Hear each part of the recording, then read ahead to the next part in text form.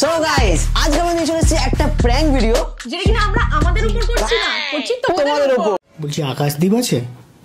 না আকাশদীপ নেই, একটু বাইরে গেছে দরকারি। কাকিমা আপনার ছেলে একটা বাইক জিতেছে। আমার ছেলে বাইক জিতেছে? হ্যাঁ। কে বলছো তুমি? আমি তো একটা এজেন্সি থেকে বলছি, হ্যাঁ এসএফএম এজেন্সি থেকে বলছি। আমি এই নাম্বারটায় রেজিস্টার করেছিলাম, আপনার ছেলে একটা বাইক জিতেছে। ও আচ্ছা ঠিক আছে, আসুক গেলে তাহলে তাকে ফোন করতে বলছি।